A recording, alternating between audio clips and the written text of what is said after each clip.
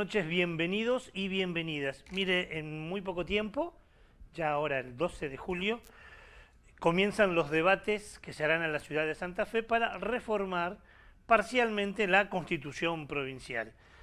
Un hecho muy importante porque pensemos que allí están, entre otras cosas, las garantías y los derechos que nos van a regir por los próximos, suponemos, 50 o 60 años, que es generalmente los tiempos prudenciales que tienen vida, al menos parcialmente, en las constituciones. Y como lo venimos diciendo ya desde hace tiempo, es una oportunidad histórica para plantear allí, además de la reforma política y otras cosas, otros temas, otros tópicos que también consideramos importantes. Y por eso, junto a otros colectivos vinculados con la problemática socioambiental, este programa forma parte de lo que les voy a contar ahora, estamos generando debates, charlas y hasta la construcción de un documento que se va a acercar a los reformadores constitucionales para que incorporen temas vinculados con el ambiente también en nuestra Constitución. Nos parece que es un momento histórico que exige que la Constitución, las constituciones, tengan también un apartado en lo que tiene que ver con los derechos del ambiente. Y es importante porque nuestra Constitución provincial incorporó la dimensión de justicia social hará como 60 años. Sin embargo, nunca incorporó la dimensión de justicia ecológica. Y alguien me dirá, bueno, hace 60 años de esto no se hablaba, y tiene razón, pero hoy nos parece que es una buena oportunidad para que esa dimensión también aparezca en la nueva Constitución. Sobre todo, insistimos, por los momentos aciagos que vivimos, donde gran parte de lo que tiene que ver con el contorno corre peligro. Raro además se tiene en cuenta que la reforma de la Constitución a nivel nacional, la que se hizo, se acuerda, en 1994 en Santa Fe y en Paraná, hace mención a los derechos del ambiente. Y raro también que no aparezca este año, cuando se reforme la Constitución provincial, si a eso le sumamos otro antecedente, que son una cantidad de fallos que la Corte Suprema de Justicia de la Nación ha planteado en este último tiempo y que tiene que ver con la protección del ambiente. En este caso y en este aspecto, justamente los ministros de la Corte Nacional han planteado ya en diferentes momentos la necesidad de salir de esa visión antropocéntrica, y si bien dice que existen intereses estatales e intereses privados, también existen otros intereses, y que son los intereses que le caben a los ecosistemas, o sea, a nuestro contorno, a nuestro contexto. Y en ese caso, lo que se está planteando, y muchos venimos planteando desde hace mucho tiempo, es que lo que debe regir en la Constitución son los derechos de la naturaleza. ¿Por qué? Porque ya hace tiempo que en muchos lugares aparece esta nueva mirada muy piola de que la naturaleza no es un objeto, sino que es un sujeto, y que como tal los sujetos son portadores de derecho. Sería muy amplio explicar esto, pero es necesario también decirlo. Por eso, para saber de qué se trata esta visión de otorgarle derecho a las naturalezas, vamos a repetir un poco más de 2 minutos un tramo de una entrevista que hacíamos aquí, en este lugar, en este piso y en este programa hace un par de años atrás, a Valeria Berros, que es abogada, que es integrante de Capibara, que forma parte de la Asociación de Abogados y Abogadas Ambientalistas y que viene hace muchísimos años trabajando el tema de los derechos de la naturaleza. Cuando le preguntamos a Valeria de qué se trata, esto nos decía. Creemos en la ampliación de derechos a la naturaleza y esto no viene de ningún lugar, sino que viene de un lugar muy concreto que tiene que ver con algunas experiencias latinoamericanas, que fueron las primeras que reconocieron derechos a la naturaleza. Y ahí está la experiencia de Ecuador con su constitución en el año 2008 y la experiencia de Bolivia con algunas leyes que reconocen los derechos de la madre tierra en el contexto del buen vivir. Esto es importante señalarlo porque los derechos de la naturaleza no están aislados, sino que son parte de un proceso mucho más largo, mucho más amplio, que implica pensar algunas alternativas al capitalismo global. Y esa alternativa La denominan en estos países buen vivir, vivir bien, son como horizontes hacia los cuales habría que ir transitando, y en la dimensión ambiental está la idea de empezar a pensar que la naturaleza también tiene derechos. Esto ha generado muchísima resistencia, por supuesto, como toda ampliación de derechos a lo largo de la historia. La idea es tratar de lograr los mecanismos para dar voz a la naturaleza. Un cambio de paradigma muy grande, y es un cambio de lógica muy grande que después tiene toda una serie de traducciones. Uno puede pensar desde los guardianes hasta pensar en discutir la idea de desarrollo y la idea de progreso, que es lo que ha sucedido en estas dos experiencias. Queda claro, ¿no? Concebir a la naturaleza, que es vida, como un sujeto le otorgaría derechos. Es muy loco que algunos todavía no quieran entender esto cuando, por ejemplo, las empresas son portadoras de derechos. Y nadie se rasga las vestiduras por ello. Bueno, ¿por qué no hacer entonces la naturaleza que genera mucho más vida que, por ejemplo, una empresa? Algunos dicen que esto es exagerado, que esto es imposible, y hay algunos antecedentes. Además de lo que dijimos de la Corte Suprema de Justicia de la Nación, de normativas y demás, existen antecedentes mucho más fuertes, como por ejemplo la de Ecuador, que desde hace ya un par de años en su constitución, cuando fue reformada, le aplica a la naturaleza como objeto o como sujeto de derecho, y también algunas normativas bolivianas que hoy también hablan del buen vivir y dice que la naturaleza tiene derechos, y a partir de allí se conforma una serie de guardianes de la naturaleza. Ahora surge otro antecedente a tener en cuenta, y por eso hoy hablamos de ello, que es lo que salió hace muy poquitos días. Hace muy pocos días se dio a conocer un fallo judicial sin precedentes de la Corte Interamericana de los Derechos Humanos. Usted dirá, ¿qué es esta corte? Se lo explicamos con una placa que preparamos al respecto y que de manera muy irrespetuosa resumimos algunos de los objetivos de la corte, de esta corte. Primero, decir que existen otras cortes similares. Esta es americana, pero en Europa y en África también existe una corte de derechos. Se trata de uno de los tribunales regionales, el nuestro, el americano, de protección a los derechos humanos.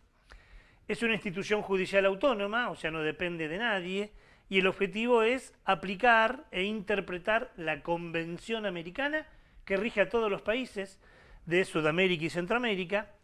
Ejerce una función contenciosa, o sea, ante un litigio, ante un reclamo, para resolver casos. Esta Corte ejerce una función contenciosa y además una función de consulta, ya que dicta medidas provisionales. En este último punto, en las medidas que dictó, aparece este fallo. Y el fallo es muy importante porque reconoce por primera vez a la naturaleza y a sus componentes como sujeto de derecho. Así que a las normativas, a los fallos de la Corte, a lo que plantea la Constitución de Ecuador, a lo que plantea el digesto boliviano, se le une ahora este interesante fallo de la Corte Interamericana de los Derechos Humanos, de la cual Argentina también forma parte. Y esto es realmente un avance histórico, un avance muy importante, una herramienta clave para consolidar lo que llamamos como justicia ecológica y justicia climática. Y además es fundamental en estos tiempos que vivimos, donde el ecocidio y la crisis climática son fenómenos que vivimos de manera permanente, y quienes los ocasionan son personas o empresas o grupos que, al no existir esta normativa, suelen quedar impunes. Te pueden contaminar un río, te pueden hacer un desastre en una reserva natural y no hay castigo para estas personas o estos grupos. Y de hecho generan un problema no solo a la naturaleza, sino también a las comunidades que viven cercanos a estos territorios, ¿no?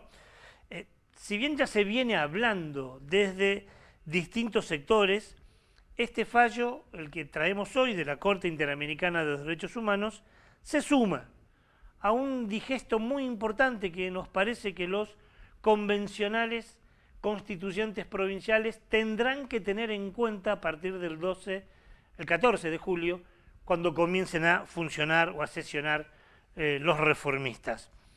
Como decíamos al principio, estamos frente a una oportunidad histórica. absolutamente histórica. No es que si no la hacemos hoy, a lo mejor el año que viene podemos volver a presentar. No, es la reforma de Constitución que al menos una generación la va a vivir y la va a tener como referente. Así que resultará necesario que en un lugar donde los conflictos socioambientales, como es la provincia de Santa Fe, son permanentes, incendio de espacios verdes, contaminación de cursos de agua por componentes industriales, contaminación de suelo por el efecto de agroquímicos, extractivismo pesquero, desforestación, derechos humanos agredidos a campesinos y pueblos originarios, y podría seguir enumerando. Digo, con esta realidad resulta evidentemente fundamental que los convencionales aborden esta problemática y sea discutida. Evidentemente una constitución moderna necesita tener un paraguas para proteger diferentes tipos de derechos y este sería bueno. E insistimos, para terminar, sería una muy buena oportunidad porque, como dijimos siempre, no son compartimentos estancos lo natural y lo humano. Naturaleza y humanidad van de la mano. Los humanos formamos parte de la naturaleza. Sin la naturaleza no habrá producción, no habrá trabajo, no habrá futuro. Así que estaría bueno que abran la cabeza y que dentro de muy poco esto se empiece a discutir. De esta manera abrimos nuestro programa de hoy con esta noticia comentada, un fallo muy importante, sin precedentes, que nos da pie para que en Santa Fe hagamos lo mismo, pero esto es una parte del programa, tenemos un montón de cosas más que como siempre vamos a presentar con Gaby, a quien ya la saludo. ¿Cómo le va, Gaby? ¿Todo bien? ¿Todo en orden? Todo en orden. Hola a todos, ¿cómo están? Qué placer estar nuevamente aquí. Y vamos a presentar un programa cargado de cosas. Así es. Algunas secciones fijas, esto se llama Onda Verde porque juega con la palabra verde que tiene que ver con el ambiente, pero a nosotros nos rige un semáforo se va prendiendo en diferentes momentos del programa. Así es, y entre las luces del semáforo que tenemos hoy, como siempre, empezamos por la luz roja. La mala noticia tiene que ver con algo que pasa en Santiago del Estero. Hay una obra de infraestructura conocida como el Canal de la Patria que se ha transformado en una trampa mortal para animales silvestres que caen en ella y no pueden salir y mueren ahogados. Esa es la mala noticia de esta semana. Esa es la mala noticia de esta semana. La luz amarilla, que es como la intermedia, también nos tiene de protagonistas a la provincia de Santa Fe junto con otras 5 provincias, porque resulta que 6 gobernadores de provincias argentinas han firmado un compromiso ambiental. Eso fue en Córdoba, ¿no? Eso fue en Córdoba y te vamos a estar contando de qué se trata y cuáles son los ejes principales y qué provincias formaron parte. Ya te spoileé que Santa Fe forma parte de este compromiso. Y la luz verde tiene que ver con Kenia, no el país, sino la elefanta, una elefanta asiática que estuvo viviendo en el zoológico de Mendoza y está siendo trasladada para cambiar su calidad de vida a un santuario de elefantes que se encuentra en Brasil. Y es una muy buena noticia. Totalmente. Mala noticia es que el mundo sigue en guerra y que tenemos, al menos en este momento, 2 conflictos bélicos latentes. Y siempre se habla de las consecuencias de la guerra. Obviamente las principales son la pérdida de vidas, que lamentamos. Pero hay otros tipos de consecuencias. Y nosotros somos un programa que aborda cuestiones ambientales. ¿Cuáles son las consecuencias ambientales que quedan en los territorios donde se producen conflictos bélicos? Preparamos un informe y vamos a hablar con Silvana Buján, que es una activista ambiental, es licenciada en comunicación social, es periodista, vive en Mar del Plata y viene desde hace mucho tiempo hablando sobre la preocupación que genera lo nuclear a nivel general y ni que hablar con 2 cuestiones bélicas. Vamos a hablar con ella de ese tema. Bueno, y para reforzar eso tenemos unos recomendados culturales que tienen que ver con una película documental y una película animada que ambas abordan el tema de las consecuencias o del eventual escenario de una guerra nuclear. Finalmente te vamos a mostrar unas imágenes de lo que pasó el viernes pasado, que estuvimos en el Consejo Directivo del Rectorado de la Universidad Nacional del Litoral. Allí fueron entregados los certificados a 4 proyectos hechos por diferentes ciudadanos santafesinos, organizaciones, científicos y demás. 4 proyectos que serán financiados y los 4 tienen que ver con reparaciones ambientales en algún lugar de la provincia, así que estuvimos allí y te lo vamos a mostrar. Qué buena noticia. Bueno, me voy a buquear en mi lugar. ¿Dale? Vaya a su lugar tranquilo, que yo mientras te cuento lo que vivimos hace 8 días. El sábado pasado se llevó a cabo allí en el Parque Federal el Festival del Comité de Cuenca Popular del Paraná. Un comité que han realizado ciudadanos que vienen trabajando ya hace un tiempo. Ahí estamos viendo algunas imágenes de lo que vivimos justamente el sábado, donde hubo un festival que comenzó a las 15 y terminó como a las 21, 21:30, donde hubo grupos de música, hubo actividades para los chicos, hubo ferias, microemprendedores, bueno, una actividad que afortunadamente después de una semana de muchísimo frío, el tiempo acompañó, se hizo una parte afuera y una parte adentro en las estructuras del CAMCO que están allí en el Parque Federal, y fue muy interesante porque de alguna manera fue y se presentó, entre otras cosas, el documento en donde se está exigiendo que se revea qué van a hacer con el río Paraná. Primero, que se lo proteja. El río Paraná es, según un informe que salió publicado hace muy poco, uno de los cursos de aguas con mayor contaminación del mundo, pero además se lo quiere transformar en una mal llamada hidrovía, generando un tratamiento sobre la costa de Timbúes, en el sur de la provincia, que generaría un ecocidio. Bueno, este comité de Cuenca está denunciando esto, lo hizo con un festival y demás cosas. Ahí te mostramos algunas imágenes de lo lindo y lo interesante que lo pasamos el viernes. Felicitaciones a los organizadores. Ahora sí, se nos prende la primera luz del semáforo, es la mala noticia de la semana, es la luz roja y Gaby nos lleva hasta Santiago del Estero.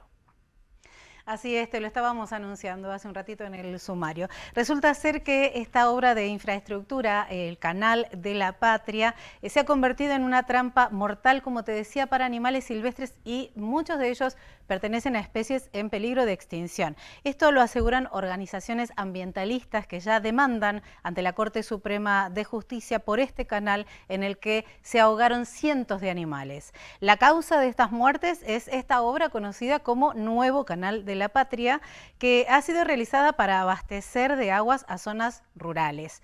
Se trata de una obra fundamental, claramente, para estos pueblos, pero su confección está plagada de errores que generan estas matanzas. Este canal de hormigón atraviesa 250 kilómetros desde el río Salado hasta la localidad de Quimilí. Sus paredes, lisas e inclinadas, impiden que los animales que caen accidentalmente puedan salir, convirtiéndose de esta manera en una trampa mortal. Se calcula que en 6 meses ya han muerto más de 250 animales. Representantes de Greenpeace lo denunciaban de esta manera. El Canal de la Patria en Santiago del Estero representa una trampa mortal para los animales que caen y quedan atrapados. Recientemente, especialistas documentaron más de 250 animales ahogados en el canal, algunos de ellos pertenecientes a especies amenazadas como el oso hormiguero. Más de 20 organizaciones científicas y ambientalistas estamos pidiendo al gobierno de Santiago del Estero que implemente reformas en la estructura de este canal para evitar estas muertes. 3 ONG presentaron el pasado 19 de junio 2 acciones legales, 2 acciones judiciales contra el Estado de Santiago del Estero y también contra el Estado Nacional para frenar los efectos que provoca el Canal de la Patria. Las denuncias fueron presentadas por las organizaciones Aves Argentinas, la Fundación Vida Silvestre Argentina y también la Fundación Ambiente y Recursos Naturales. La demanda es por el daño ambiental, se funda en una obra pública que ha sido mal diseñada, ya que nunca se tuvo en cuenta los efectos que podía traer sobre los animales y la biodiversidad, y que además, luego de haber sido construida, nunca fue monitoreada ni corregida. Así que bueno, esta ha sido la primera noticia que te compartimos de nuestro semáforo, la luz roja, la mala noticia. Con ella te invitamos a una pausa, la primera en esta edición de Onda Verde. Quédate con nosotros, que ya volvemos. No te vayas, ya volvemos con más Onda Verde. La democracia se construye desde el diálogo y la participación. Cámara de Diputados de la provincia de Santa Fe. Javier Parisi, 26 de julio en Tribus, presentando The Beatles in My Life, con todos los clásicos de John Lennon. Javier Parisi en Tribus, anticipadas en boleterías y a través de ticketway.com.ar. ADUL, Asociación Docentes de la Universidad Nacional del Litoral. En la lucha por salarios dignos, jubilación móvil y una universidad democrática, pluralista, científica y al servicio del pueblo. ADUL, Pasaje Martínez, 2683. GRON, Mercado Sustentable, Dietética a granel, Verdulería orgánica, agroecológica, congelados, bicarbonato, limpieza del hogar biodegradable, Avenida Freire 2856, envíos a todo el país, por mayor y menor, Instagram, gron.sustentable. Ya fue, amiga. ¿Es lavar a mano o rendir los finales? ¿Qué hacemos? Tranqui, amiga, yo resuelvo. Más fácil, más simple. Entrá en Yo Resuelvo y encontrá a quien necesitas en segundos. Hola, vengo a arreglar lavarropas.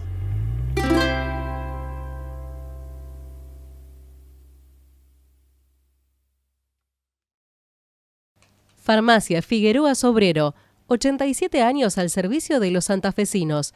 Adherida a convenio de vacunación de IAPOS, PAMI y otras obras sociales. 3 generaciones trabajando por la salud y haciendo historia en la ciudad. Farmacia Figueroa Sobrero, Avenida General Paz, 7471. Muy bien, comenzamos el segundo bloque de esta edición de Onda Verde y encendemos la luz amarilla de nuestro semáforo. En este caso tiene que ver con la firma de un compromiso regional ambiental que han hecho los gobernadores de 6 provincias. Esto sucedió en la ciudad de Córdoba, en lo que ha sido el marco de la primera Conferencia Climática Internacional y la 5ª Cumbre Mundial de Economía Circular. Las provincias involucradas en este acuerdo son Córdoba, Santa Fe, Entre Ríos, La Pampa, Jujuy y Chubut. El acuerdo reconoce el rol clave que juegan los gobiernos subnacionales en la acción climática global y plantea una hoja de ruta para poder posicionar a América Latina en las negociaciones internacionales. En relación a esto, en una de sus intervenciones, el gobernador Puyaro hizo el siguiente planteo. Nosotros en nuestras provincias cuidamos el ambiente y nos esforzamos todos los días porque las políticas ambientales no solo sean políticas verticales, sino que puedan ser políticas transversales a cada una de las áreas del Estado y a cada uno de los ministerios del Estado y del gobierno que tenemos en la provincia de Santa Fe. Nosotros dentro de muy poco tenemos la reforma de la Constitución en la provincia de Santa Fe y allí queremos dejar perfectamente expresado el cuidado del ambiente y las políticas ambientales. Bueno, ojalá sea realidad lo que planteó el gobernador. Por ahora parece haber un divorcio, en realidad, entre las políticas productivas y la defensa del entorno en nuestra provincia. Pero te había prometido que te iba a contar cuáles eran los ejes de este convenio y los ejes principales de esta conferencia. Fueron fortalecer la gobernanza multinivel, el financiamiento climático para América Latina, también proteger la biodiversidad para el bienestar de las personas y promover la adaptación de los ecosistemas frente a los impactos climáticos. Por otra parte, también acelerar la transición hacia una economía circular, invertir en una transición energética justa y equitativa, potenciar la perspectiva de género y diversidad en las políticas climáticas y también fomentar la educación ambiental y la sensibilización pública respecto de este tema. Bueno, de esta manera cerramos lo que es la luz amarilla. Tiene muy buenas intenciones, vamos a ver si eso realmente sucede y podemos pasar esta información a una luz verde. Ahora lo que sigue queda en manos de Ricardo, que está en otra área de nuestro estudio con lo que tiene que ver con las consecuencias ambientales que tiene la guerra.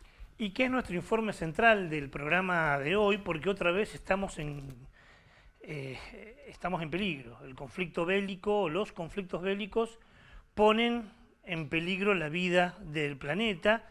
Y digo conflictos porque todavía sigue vigente el conflicto entre Rusia y Ucrania, y ahora hay que sumarle el de Israel contra Irán, con la intervención, como siempre, de los Estados Unidos, y otra vez todos en peligro. Todos en peligro. Mire, lo decíamos en el sumario, suele denunciarse y genera preocupación las víctimas que generan las guerras, y está bien que así sea. Es lo más evidente y lo más doloroso.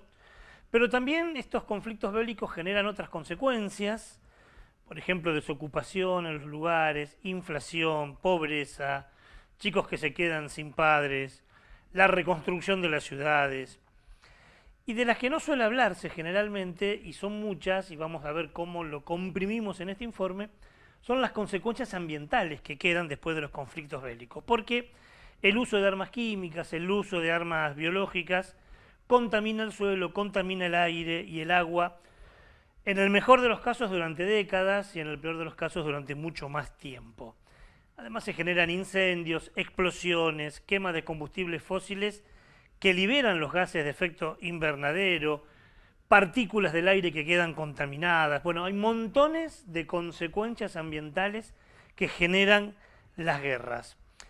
Apelamos a una entrevista, vamos a ver un tramo nomás muy interesante, al doctor Francisco Estrada. Él es mexicano, forma parte del Instituto de Ciencia de la Atmósfera y coordina el área de cambio climático de la Universidad Nacional de México.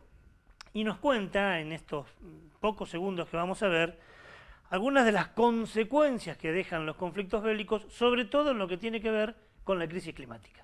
Sí, digamos, las guerras tienen un impacto directo, ¿no?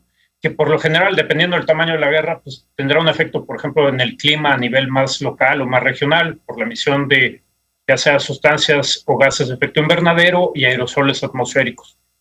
Eso es por una parte. El efecto indirecto es muy importante. Ahora bien, regresando al directo, tenemos, por ejemplo, como bien mencionabas, que ya en el pasado tenemos muestras en la temperatura global, lo podemos rastrear en la temperatura global, los efectos, por ejemplo, de la Primera Guerra Mundial y la Segunda Guerra Mundial, que además en medio tuvieron una crisis, la Gran Depresión económica, y estos eventos dejaron un cambio en la temperatura que lo podemos ver, ¿no? Está ahí en las temperaturas. Ahí está, mire, es tan crucial las consecuencias que generan los conflictos bélicos que Naciones Unidas planteó un día. Hay un día que se conmemora el Día Internacional para la Prevención y Explotación del Medio Ambiente en la Guerra y los Conflictos Armados. Es el 6 de noviembre y es el día en que todos nos paramos a pensar las consecuencias que generan en el ambiente y en los entornos y en los cuerpos los conflictos bélicos. Vamos a ver, esto es muy irrespetuoso, pero vamos rapidito a ver en los últimos conflictos bélicos que nos quedó. En la Primera Guerra Mundial, por ejemplo, se destruyeron bosques, se contaminó el suelo y el agua con armas químicas, y los efectos perduran hasta hoy. ¿Sabe cuánto pasó de la Primera Guerra? 111 años.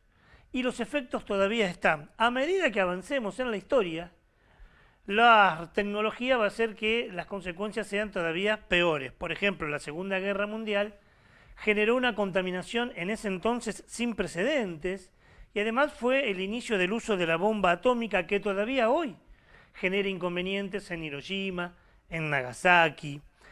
Y en esa guerra fue cuando se hundió en los mares del norte y el Báltico casi 2 millones de toneladas de municiones que generan todavía hoy contaminación en esos cursos de aguas. Pasamos a otra guerra, nos vamos a la guerra de Vietnam. La guerra de Vietnam es famosa porque se utilizó el agente naranja, conocido como el 2,4-D, algo que se utilizó primero para combatir los cultivos de arroz para que los soldados vietnamitas estén más débiles, pero que después se descubrió que también hacía efectos en los cuerpos y se utilizó como arma química. Todavía hoy Vietnam sufre eso. A propósito de esto, habrá que decir que eso que se usó como arma química, en la Argentina hoy se sigue usando como un agrotóxico. Tremendo. Pasamos a otra guerra en esta línea histórica y vamos a la guerra del Golfo. La guerra del Golfo trajo grande contaminación por los incendios petroleros, el derrame de petróleo en el Golfo Pérsico, que afectó la marina, la vida marina y la calidad de aire. En Kosovo se utilizaron municiones con uranio, que generó consecuencias en los ecosistemas y en la salud humana. En Siria se contaminó el agua y la destrucción del hábitat, que significó la pérdida de especies para siempre. La guerra que tenemos hoy de Rusia y Ucrania, grandes problemas en la destrucción de bosques y mucho residuo bélico amontonado, y podríamos seguir. Vamos a escuchar y a ver a Santiago Molina. Santiago Molina es un experto español en temas ambientales y nos relata cuánto contamina esta guerra que estamos viviendo ahora solo en el primer mes. Llevamos más de un mes en el que se están produciendo explosiones asociadas a combustibles, problemas relacionados con la generación de residuos, problemas relacionados con la contaminación de aguas. En cualquier otro momento, con una centésima parte de lo que está ocurriendo en una guerra, estaríamos absolutamente alarmados. Tremendo, ¿no? Tremendo. ¿Qué dijo Molina? Con una centésima parte de las consecuencias que genere una guerra a nivel ambiental, estaríamos preocupados. Tremendo. Para que veamos cosas que a veces no vemos y que son también lamentables de los conflictos bélicos. El conflicto que lleva años entre israelíes y palestinos también trajo problemas con el manejo inadecuado de residuos bélicos en la franja de Gaza, humo tóxico, agua contaminada, gases nocivos en el aire. Y en todos casos existe una contaminación tóxica por el ataque a refinerías, a plantas químicas, entre otras. Como se ve, las consecuencias son muy, pero muy graves.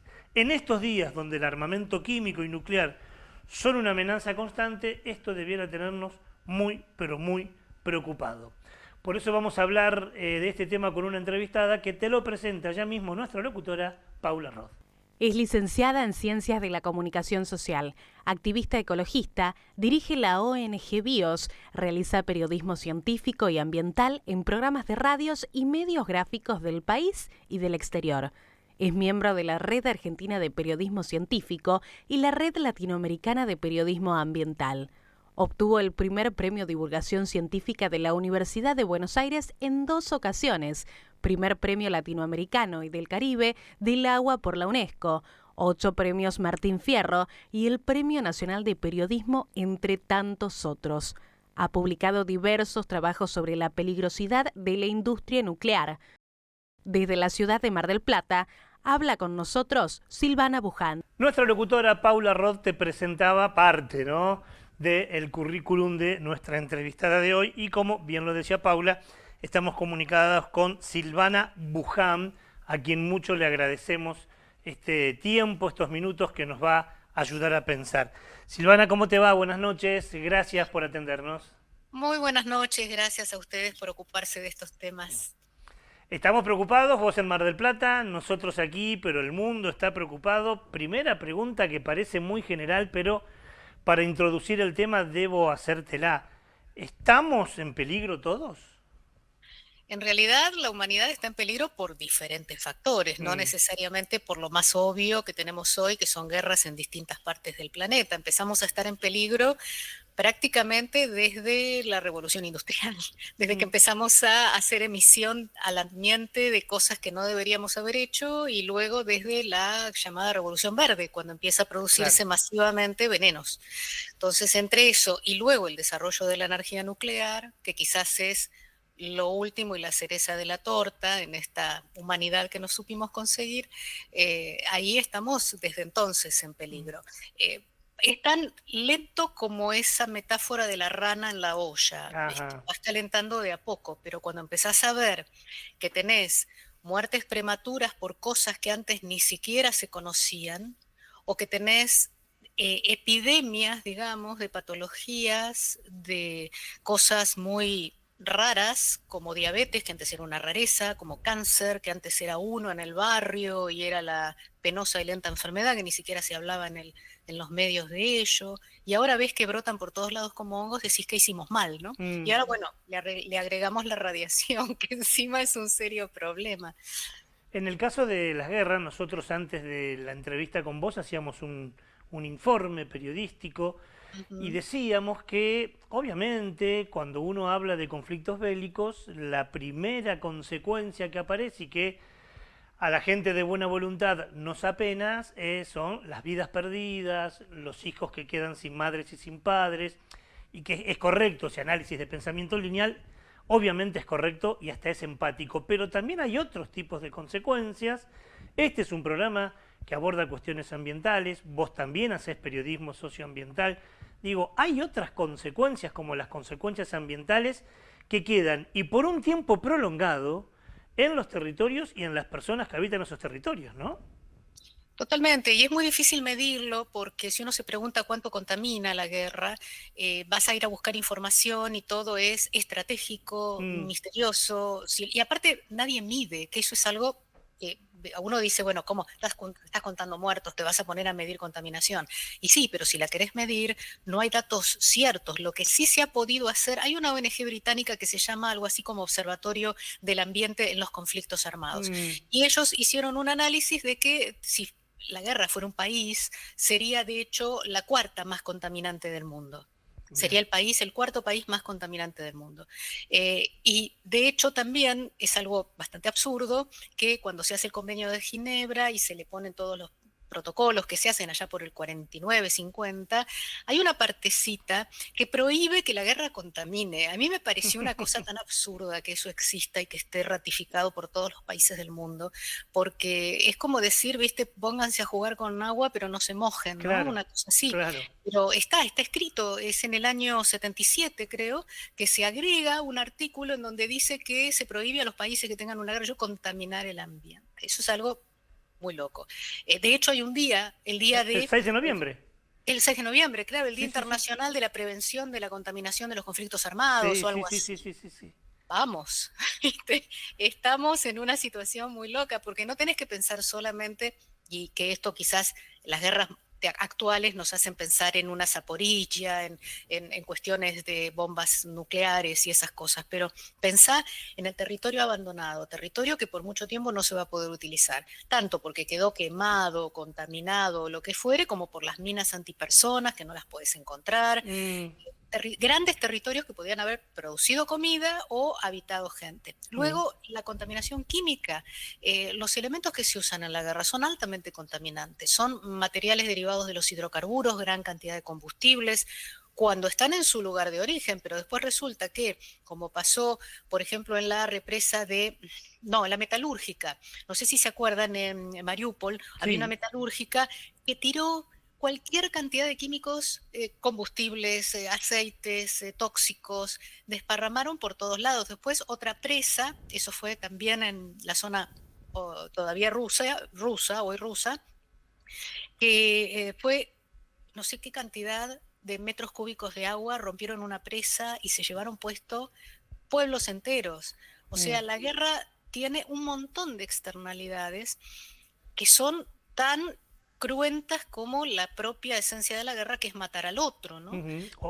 O las armas en las profundidades del mar Báltico, ¿no? Que todavía están allí desde hace muchísimos años, contaminando toda lo que es los cursos de agua de allá. Sí, aparte fíjate que cuando se hablaba de deshacerse de residuos nucleares, especialmente pensemos en la industria armamentística, porque esto es muy importante que se tenga absolutamente claro. No podría haber misiles nucleares o bombas atómicas si no hubiera centrales nucleares como Atucha 1, Atucha 2 y las 460 y pico que hay en el mundo. Eso es muy claro. Buen momento para pensar entonces esto, ¿no? Que... Bueno, otro día hablábamos con Pablo Lada, que es de Chubut y que forma parte del movimiento antinuclear argentino, y lo completamos ahora con vos este tema. Digo, buen momento para hablar de este tema, porque generalmente te acusan, pero ¿qué querés? La energía nuclear es más barata, un montón de cosas que sabemos que es mentira, pero que también forman parte de este engranaje de la industria nuclear bélica, ¿no? Totalmente, no olvidemos que la industria nuclear, que hoy dio como hijo la central nuclear, empezó por la fabricación de las bombas atómicas que dieron fin a la Segunda Guerra Mundial. Fue un inicio completamente bélico y quizás la gente no sepa cuando hablan de una bomba de plutonio o un misil con plutonio, que el plutonio no es natural, no es un elemento que encontrás en la naturaleza, es un elemento que se forma cuando adentro de una central nuclear como Atucha 1 o Atucha 2, vos fisionás uranio, lo sometés al proceso de fisión para generar calor, calentar agua y mover una turbina. O sea, es una olla a presión la central nuclear, solo que se calienta con ese movimiento atómico que se produce adentro.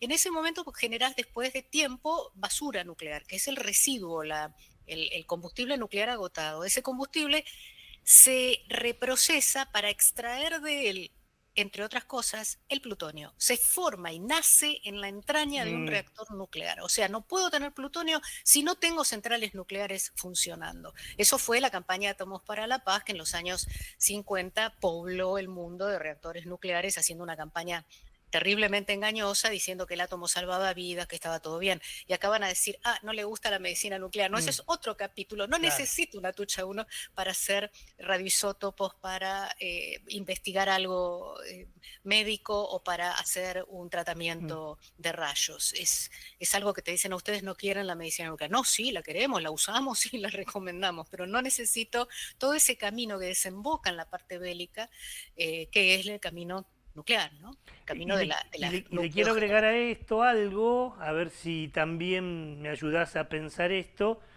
que agravaría que, por ejemplo, en el conflicto que hay ahora entre Israel e Irán, ambos países tienen centrales nucleares y han amenazado verbalmente de atacar la central nuclear. Esto generaría realmente un problema de dimensiones enormes en la zona, ¿no? Sí, y bien decís en la zona, y cuando uno piensa en contaminación, piensa en un lugar contaminado, un espacio físico contaminado, pero tiene que pensar en un espacio temporal contaminado, porque a mí se me cae una caja de tomates, un camión vuelca cargado de tomates, y yo tengo el problema ahí y ahora, lo limpio y se acabó el problema, pero yo tengo un elemento radiactivo desparramado en un territorio y lo voy a tener por miles de años, ese territorio anulado. ¿Por qué te crees que no va la gente a vivir a Chernóbil hoy? No va a ir nunca a vivir ahí. Están cerrados esos lugares porque esa radiación va a permanecer ahí, según el elemento que se haya volcado, cientos, miles o dieces miles de años. Es el tema de diacronismo, pensar en el tiempo hacia adelante, en general no se toma muy en cuenta y te dicen, vamos, limpiamos. Por ejemplo, el caso Palomares, no sé si la gente se acuerda, 2 aviones norteamericanos repostando combustible arriba de la playa de Palomares en España. En la época en que, Guerra Fría, me arrimo con mi avión, te muestro, te hago así, ¿viste? Y, bueno, y en una de esas, uno de esos aviones, en ese momento de repostaje, el piloto se evacúa y caen las 2 bombas nucleares que tenía el avión. Y cae una en la costa, en la playa, y otra en el agua, y sin detonar. No detonaron de casualidad, porque el detonador no se activó. Pero hoy, eso fue por los años 60, si recuerdo bien. Todavía Estados Unidos no terminó de limpiar esa playa, hay una zona vedada, y Estados Unidos, que es el responsable del madre de la criatura, que sí, que después voy, que les toca a los españoles, que lo haga la Asociación Internacional de Energía Atómica, bueno, todavía está eso ahí. Y no pueden terminar de quitar la radiación de ese lugar, no lo van a lograr determinar nunca. Tienes que sacar toda la arena, ponerla no sé dónde, porque ese es otro problema. ¿Dónde metes las cosas contaminadas radiactivas? No hay dónde. ¿Cómo la transportás? Y hasta un registro de dónde lo dejo para que en el futuro ahí no haya un barrio, una escuela, un hospital, ¿no? Ese es para mí el eje de me parece que el activismo antinuclear tendría que empezar por ahí. Claro. No tanto por cuánto contamina y qué sé yo, sino cómo le voy a dejar eso al futuro. Y además, si es un futuro de miles de años, ¿vos cuándo tenés idea, por ejemplo, que haya empezado la escritura en el mundo? Cosa de que vos vas a un lugar y ves una piedra tallada que dice algo. Vos vas hoy a la zona donde estaba Babilonia y ves una piedra toda tallada con un símbolos que vos no entendés, una piedra que está toda rota, que ya lleva, no sé, 4.000 años más o menos, 3.500 años, y está toda deteriorada. Vos decís, bueno, sí, le pongo una placa de acero ahora, que diga, no hago un agujero acá porque se va a morir. Claro. Bueno, lo pongo en acero. ¿Qué pasa con los miles de años de tiempo con el acero? Ponele que dure, ponele que la hago de diamante y la pongo ahí. ¿En qué idioma la pongo? ¿Con qué iconografía? ¿Cómo me aseguro que esta gente del futuro va a hablar el mismo idioma que yo? Es un legado de muerte, es dejar muertos en el ropero. No podemos arrogarnos como humanidad la responsabilidad o la culpa de dejar ese legado de muerte al futuro. ¿Cómo haces para que alguien no vaya y haga un agujero?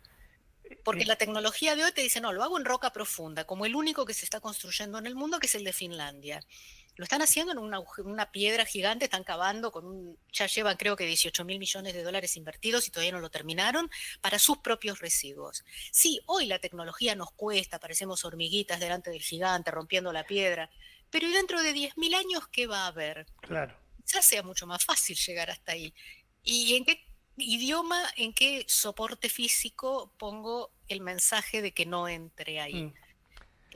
Es todo un tema ético. Yo lo veo claramente desde el punto de vista ético. Después hablamos de, bueno, me contamino, la culpa quién la tiene, cuánto tiempo, pero no me cierra de ningún lado la energía. Imaginemos, la parte económica esto en un ataque a una central nuclear, ¿no? Lo que generaría en Medio Oriente, por ejemplo, lo que generaría si esto sucede. Y evidentemente, ya estoy casi cerrando la entrevista, vuelvo al principio, ¿no?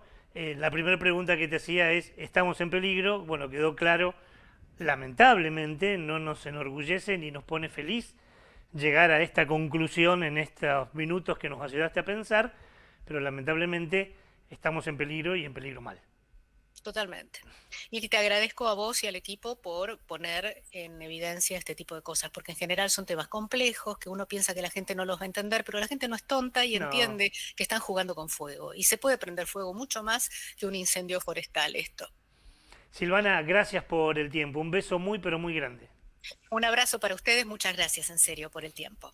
Se llama Silvana Buján, es licenciada en Comunicación Social, es periodista socioambiental, ha ganado varios Martín Fierro con sus producciones, como bien lo decía Paula en la presentación, y una persona que sabe muchísimo de muchos temas, entre ellos y forma parte de una ONG marplatense, se llama BIOS, que hemos visitado, hemos conocido, hemos compartido experiencias, y ahora, bueno, nos ayudó a pensar lamentablemente sobre este tema.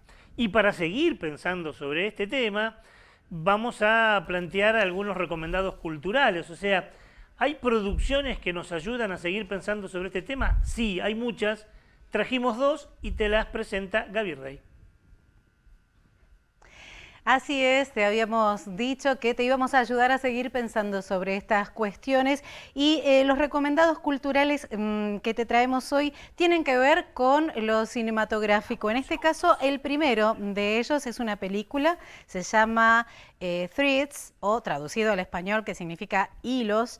Es una película documental que relata un holocausto nuclear en el Reino Unido y qué efectos genera una guerra nuclear en una civilización. Es un tanto antigua, es de 1984, pero sumamente vigente. Fue la primera en su género en mostrar lo que sería un invierno nuclear. Ha sido escrita por Barru Hines y dirigida por Mick Jackson. Y te vamos a invitar a ver ahora un tramo de esta película, Hilos.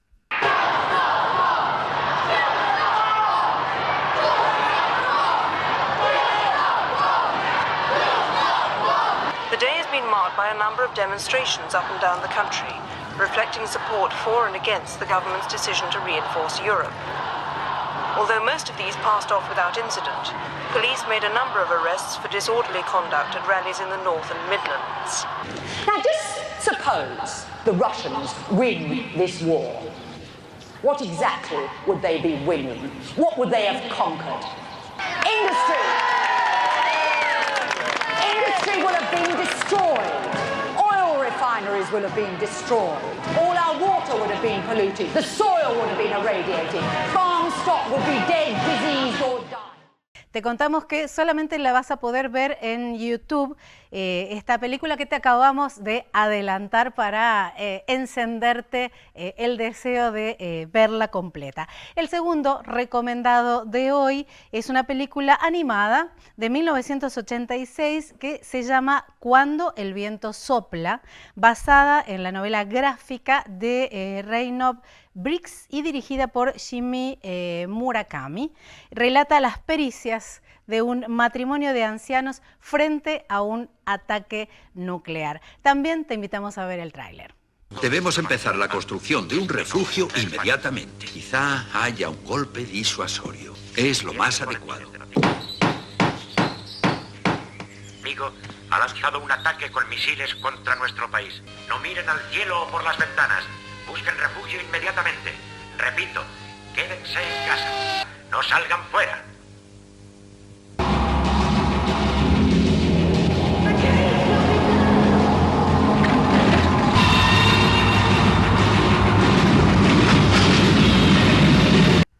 Muy bien, cuando el viento sopla, que acabamos de compartirte el adelanto, la vas a poder encontrar en Netflix y en Prime Video. De esta manera te invitamos a hacer un nuevo corte, una pausa, y ya venimos, tenemos más para compartir con vos en Onda Verde. No te vayas, ya volvemos con más Onda Verde. APUL, el gremio del personal no docente de la Universidad Nacional del Litoral, trabaja por una educación pública y gratuita, construyendo la Universidad Popular. APUL, 1 de mayo, 3164. Rompiendo espejos, 25 de julio en Tribus, recreando 2 discos clásicos de Callejeros, Señales y Disco Escultura. Rompiendo espejos en Tribus, anticipadas en boleterías y a través de ticketway.com.ar. El alumbrado público era un problema histórico para los barrios santafesinos. Este año decidimos cambiar el modo de hacer las cosas y en 6 meses ya vemos los resultados. Intervinimos el 100% de los barrios. Encendimos más de 13.000 luminarias. Del oeste al este, Blas Parera, Peñalosa, Facundo Subiría, Aristóbulo del Valle, General Paz y Costanera. Y del norte al sur, Gorriti, Avenida Galicia, Salvador del Carril, Boulevard. También el distrito La Costa y los grandes parques, Garay del Sur y Federal. La ciudad se enciende, estamos mejorando. Municipalidad de la Ciudad de Santa Fe. Estudio Jurídico Cosetini y Asociadas. Nos avalan 24 años de experiencia y excelencia. Accidentes de tránsito y laborales. Consulte su problema. Cosetini y Asociadas. Urquiza 2000. Teléfono 3424 295995. Anfestram, la mutual de los trabajadores municipales y comunales de la provincia de Santa Fe. Anfestram, tu mutual más cerca.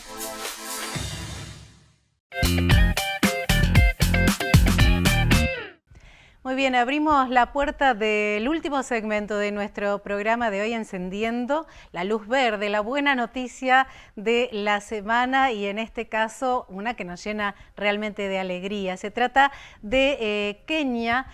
Kenia es una elefanta asiática que vivió durante 40 años en cautiverio, estaba en el ecoparque de Mendoza y según lo confirmó la ministra de Energía y Ambiente, Jimena Latorre, ya está confirmado que se está realizando su traslado para que pueda vivir en un santuario de elefantes en Brasil. Esto representa un hito en realidad y un avance histórico en lo que es el proceso de transformación del Ecoparque Mendoza después de 7 años de preparación y un trabajo técnico que se inició allá por el 2017. Kenia será recibida en un predio de más de 1.500 hectáreas en el estado de Mato Grosso, un espacio diseñado para la recuperación y el bienestar de elefantes que han vivido en cautiverio. En este entorno, rodeada de naturaleza y de otras elefantas, podrá comenzar una nueva vida en condiciones muy similares a lo que sería su hábitat natural y además en compañía de una manada. El Santuario de Elefantes de Brasil está ubicado cerca de Cuiabá. Fue fundado en 2012 y cuenta con recintos naturales, matorrales y áreas abiertas cubiertas de vegetación. Cada recinto del santuario tiene dimensiones que van desde las 40 hasta las 400 hectáreas. En este nuevo hogar, Kenia podrá socializar con otros elefantes y vivirá en condiciones mucho más cercanas a lo que sería su naturaleza, además de recibir dietas especiales y recibir atención veterinaria durante toda su vida. El gobierno mendocino enfatizó que su traslado representa un gran avance en la protección y el compromiso de los derechos de los animales. Así que felicidades para Kenia, que inicia su nueva vida en el Santuario de Brasil. se va apagando las imágenes. Así es, vamos dando por finalizado este encuentro de hoy de Onda Verde, pero no sin antes recordarte que podés ver este programa cuantas veces quieras, recomendarlo. Estamos en nuestro canal de YouTube. Si Dios y Franco quieren. Ah, cierto, si Dios y Franco quieren, porque tenemos ahí como Claro. 2 instancias que superar. Claro. Exactamente. Franco es quien pone el programa en el canal de YouTube. Así, el canal de YouTube es Onda Verde, programa de TV, donde tenés además toda la trayectoria desde el primero al último de los programas de Onda Verde, donde además podés darle like, recomendarlo, compartirlo y encender la campanita que hoy la tenemos por acá para que te avise, te notifique cuando tenemos nuevo material en el canal. En el transcurso del programa siempre aparece en diferentes momentos un código QR que también, acercando el celular a la pantalla, entras directamente a nuestro canal de YouTube. Y como decimos siempre, todas nuestras direcciones de nuestras redes sociales, tanto Instagram, Facebook, correo electrónicos y demás, aquí están presentes por si te quieres comunicar con nosotros. Así es, hemos dicho todo, hemos dicho todo, solo queda despedirnos. Muy bien, entonces será hasta la próxima semana, que tengan una hermosa semana y nos volveremos a encontrar cuando encendamos nuevamente las luces de nuestra Onda Verde. Gracias por todo, hasta el próximo programa. Chao.